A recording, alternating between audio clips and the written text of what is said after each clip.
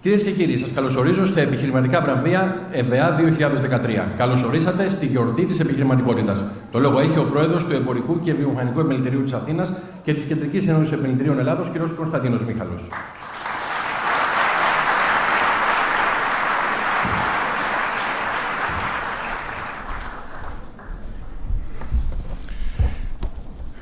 Κύριε Πρωθυπουργέ,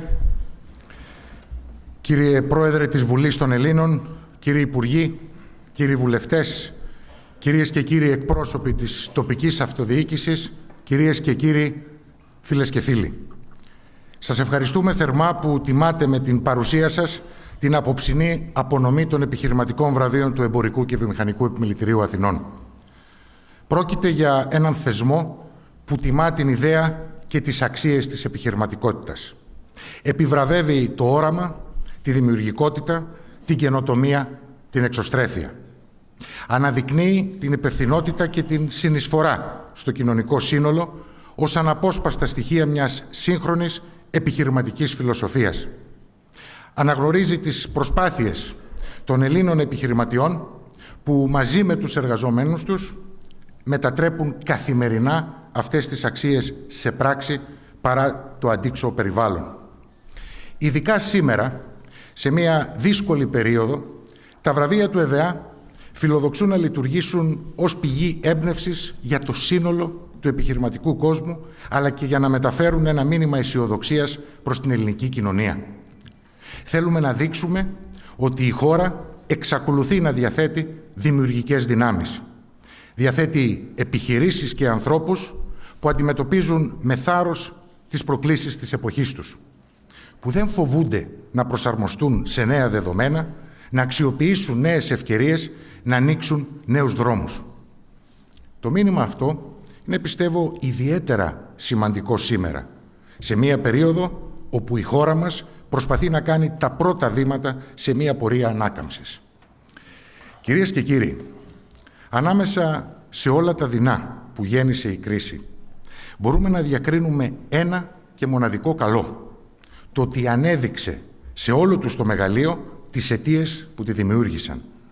Έβγαλε κάτω από το χαλί όλες τις αδυναμίες και τα προβλήματα που για δεκαετίες βρίσκαμε βολικό να κρύβουμε ή να τις υποβαθμίζουμε. Σήμερα ξέρουμε πολύ καλά τι πήγε στραβά τα προηγούμενα χρόνια. Ξέρουμε πολύ καλά ότι ακολουθήσαμε ένα στρεβλό και κοντόφθαλμο μοντέλο ανάπτυξης που στηρίχθηκε σχεδόν αποκλειστικά στην ιδιωτική και δημόσια καταναλωτική δαπάνη, με κύριο όχημα τα δανεικά του κράτους. Ξέρουμε καλά ότι η εγχώρια παραγωγή κάλυπτε όλο και μικρότερο μέρος της ανάγκης της όλο και υψηλότερης κατανάλωσης. Και επίσης ότι η παραγωγική βάση της οικονομίας έφθινε αντί να ενισχύεται μέσα σε ένα περιβάλλον εχθρικό και άγωνο για τις επενδύσεις. Ένα περιβάλλον στο οποίο η κρατική παρέμβαση δεν άφηνε κανένα περιθώριο για την ανάπτυξη της ιδιωτικής πρωτοβουλίας και του ανταγωνισμού. Ξέρουμε πια ότι όλα τα προηγούμενα χρόνια δανειζόμασταν για να ενισχύσουμε το εμπορικό ισοζύγιο άλλων χωρών, για να στηρίζουμε επενδύσεις, εισοδήματα και θέσεις εργασίας εκτός Ελλάδας. Ξέρουμε ότι το κράτος μοίραζε αφιδώς χρήματα, τα οποία έκαναν μερικούς κύκλους στην εγχώρια αγορά και μετά έφευγαν στο εξωτερικό. Όλα αυτά τα μαθήματα τα διδαχθήκαμε με ιδιαίτερα επώδυνο τρόπο. Γι' αυτό και είναι αδιανόητο κάποιοι να θέλουν να μένουν αγκιστρωμένοι στο παρελθόν, να αντιστέκονται σε κάθε αλλαγή, να προσπαθούν να συντηρήσουν τα ερείπια ενός τραγικά αποτυχημένου μοντέλου, αντί να βοηθήσουν στο χτίσιμο ενός νέου αναπτυξιακού υποδείγματος.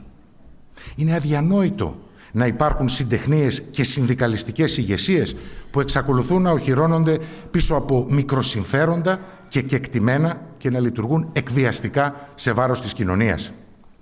Είναι όμως εξίσου αδιανόητο να υπάρχουν σήμερα εκπρόσωποι της αγοράς, οι οποίοι επιζητούν τη στασιμότητα και παραμένουν πεισματικά σε μια κατάσταση άρνησης που τους εμποδίζει να κάνουν έστω και ένα βήμα μπροστά.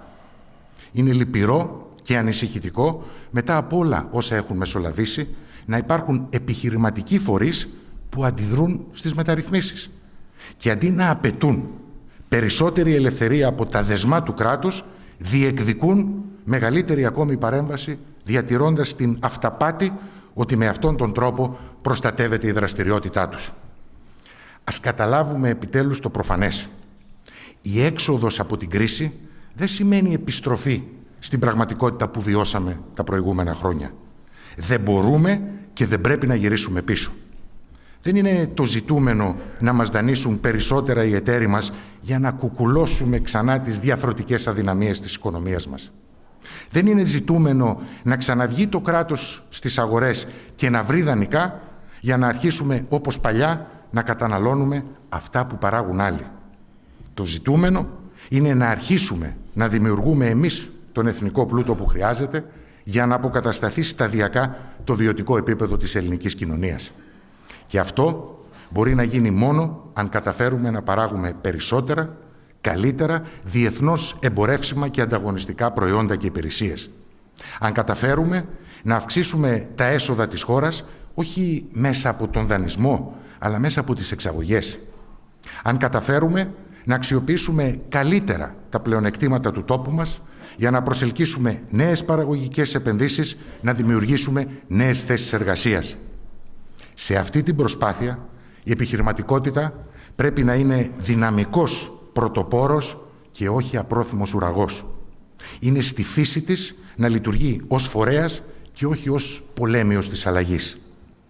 Η πολιτεία έχει ευθύνη να δημιουργήσει τις προϋποθέσεις και είμαστε εδώ για να τις διεκδικήσουμε. Με διάλογο, με προτάσεις, ακόμα και με συγκρούσεις.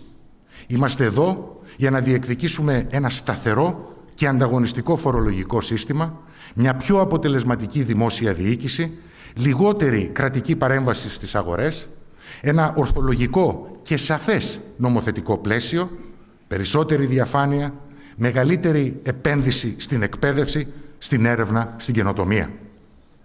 Όμως η μεγάλη πρόκληση παραμένει στα δικά μας χέρια, στα χέρια των επιχειρήσεων. Είναι καιρός να καταλάβουμε ότι ο μόνος δρόμος οδηγεί μπροστά. Είτε θα βρεθούμε στην κόψη του κύματος, είτε θα το αφήσουμε να μας καταπιεί. Εάν θέλουμε να επιβιώσουμε, πρέπει εμείς πρώτοι να αλλάξουμε νοοτροπίες και να θέσουμε νέους στόχους. Αν θέλουμε να βοηθήσουμε την πατρίδα μας, πρέπει να εστιάσουμε τις δυνάμεις μας σε ένα νέο, υγιές, εξωστρεφές μοντέλο ανάπτυξης. Οι επιχειρήσεις που βραβεύονται σήμερα απέδειξαν ότι μπορούν να διαπρέψουν υπηρετώντας αυτό ακριβώς το όραμα. Η αναγνώριση και η ενθάρρυνση είναι το λιγότερο που οφείλουμε όχι μόνο στις συγκεκριμένες, αλλά και σε εκατοντάδες άλλες μικρές και μεγάλες επιχειρήσεις που δίνουν καθημερινά τη μάχη.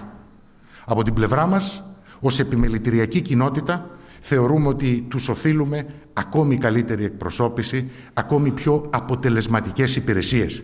Γι' αυτό και καταρτίζουμε ήδη, κύριε Πρόεδρε, μια ολοκληρωμένη πρόταση για την αναμόρφωση και τον εξυγχρονισμό του επιμελητηριακού θεσμού.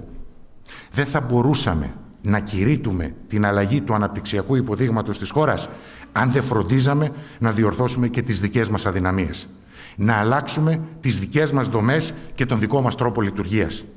Ο επιμελητηριακός θεσμός είναι και θα είναι παρόν στην προσπάθεια της οικοδόμησης μιας βιώσιμης παραγωγικής οικονομίας. Θα συνεχίσει να είναι στην πρώτη γραμμή πιστός και χρήσιμος σύμμαχος κάθε επιχειρηματικού κλάδου και ελληνικής επιχείρησης που τολμά να αναμετρηθεί με το αύριο. Σας ευχαριστώ πολύ για την προσοχή σας.